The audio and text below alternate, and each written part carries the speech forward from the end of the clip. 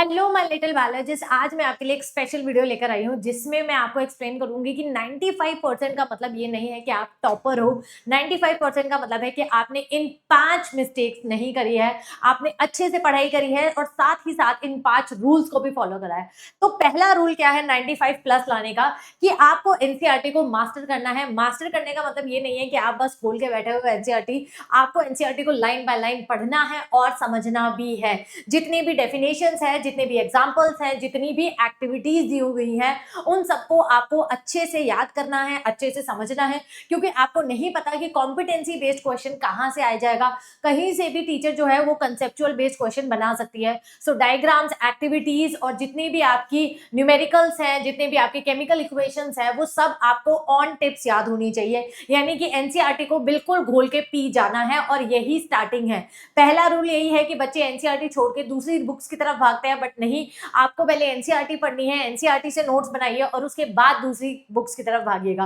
Next है आपको practice करने हैं कॉम्पिटेंसी बेस्ड क्वेश्चन, यानी कि आपको ऐसे क्वेश्चंस देखने हैं जिनमें आपके कॉन्सेप्ट्स लग रहे हो। सिंपल क्वेश्चंस को अवॉइड कीजिए, ज्यादा से ज्यादा उन क्वेश्चंस की प्रैक्टिस करिए जिनमें आपके कॉन्सेप्ट्स लग रहे हैं, जिसमें आप जो है अपना फॉर्मूला अप्लाई कर पा रहे हैं और सोच पा रहे हैं कि हाँ, इस क्वेश्चन को हम इस तरीके से कर सकते हैं। एक क्वेश्चन के मल्टीपल वेज भी होते हैं करने के, तो आप वैसे प्रैक्टिस करेंगे तो आपको वो वेज आराम से पता लग जाएंगे। साथ ही साथ केस बेस्ड क्वेश्चंस भी आजकल बहुत आ रहे हैं। इवन असर्शन और रीजनिंग के क्वेश्चंस भी बहुत ही अच्छे अच्छे पूछे जाते हैं। असर्शन और रीजनिंग में बहुत कंफ्यूजन रहती है, तो इसको सॉल्व करने का तरीका सिंपल ये है कि आप इसकी दोबारा से प्रैक्टिस करें। जितनी बार प्रैक्टिस करेंगे उतनी बार ये क्वेश्चन आपको ईजी लगेंगे।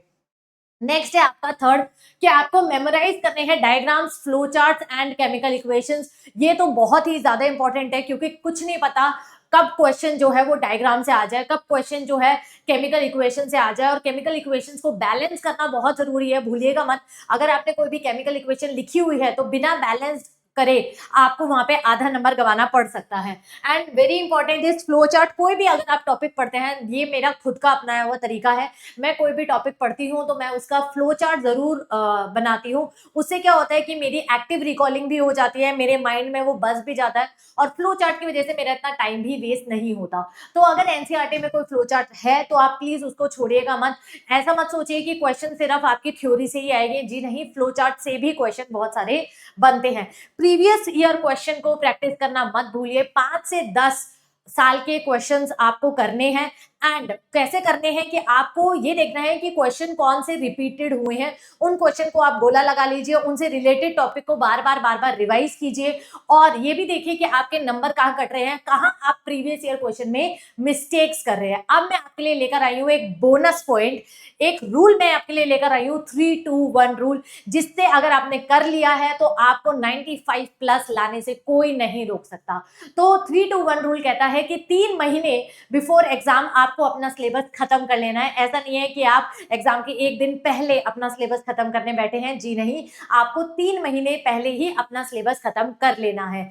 2 महीने पहले आप सैंपल पेपर सॉल्व करना स्टार्ट कीजिए, आप प्रीवियस ईयर सॉल्व करना स्टार्ट कर दीजिए, ताकि आपको पता लग जाए कि आपकी मिस्टेक्स कहाँ हो रही है, आपके वीक पॉइंट्स कहाँ हैं, आपका स्ट्रॉन्ग टॉपिक कौन सा है। याद रखिएगा, स्ट्रॉन्ग टॉपिक को ऐसे मत समझिएगा कि हाँ अब ये हमारा स्ट्रॉन्ग है तो हम इसे पढ़ेंगे नहीं, नहीं जी, स्ट्रॉन्ग टॉपिक भी वीक बन सकता है अगर आपने उसकी रिवीजन नहीं करी है तो।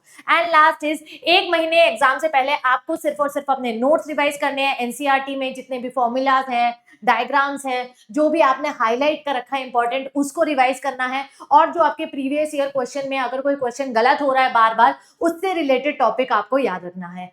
95 प्लस लाना कोई बड़ी बात नहीं है, प्रॉब्लम है कि आप में कंसिस्टेंसी की दिक्कत है और साथ में डिसिप्लिन। तो फोकस से पढ़ाई कीजिए और अच्छा अचीव लीजिए, अच्छा अचीव कीजिए, अच्छे मार्क्स अचीव कीजिए और ऐसे ही बने रहिए हमारे साथ। मिलते हैं आपसे नेक्स्ट क्लास में। Take care, bye bye, have a nice day.